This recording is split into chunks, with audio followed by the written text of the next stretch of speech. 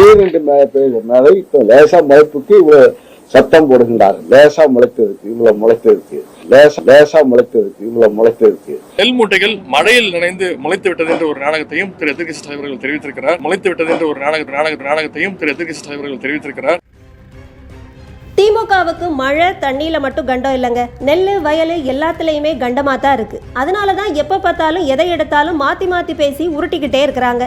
ஏற்கனவே வடிகால் பணிகளில் 96%, 98%, 99%ன்னு ஆளாளுக்கு ஒன்று சொன்ன மாதிரியே இப்போ மழையில் நெல் மூட்டைகள் பாதுகாப்பு இல்லாமல் முளைக்கிறத பற்றி பொய்யா சொல்லியிருக்காங்க. திமுக அமைச்சர்கள் ஒரு பக்கம் லேசா தானே முளைச்சிருக்கு, இதெல்லாம் ஒரு பிரச்சனையான்னு கேட்க, இன்னொரு பக்கம் துணை முதல்வர் உதயநிதி அவர்களோ எந்த புகாரும் யாரும் சொல்லலை, நெல்மணிகள் எல்லாம் முளைக்கவே இல்லைன்னு முழு பூசணிக்காவை மறைக்க ட்ரை பண்ணியிருக்கிறாரு. ஆனால் விவசாயிகள் பாடுபட்டு உண்டு பண்ணினது எல்லாமே திமுகவினுடைய அலட்சியத்தால் வீணா போகிறது தான் நிதர்சனமான உண்மையாக இருக்குது.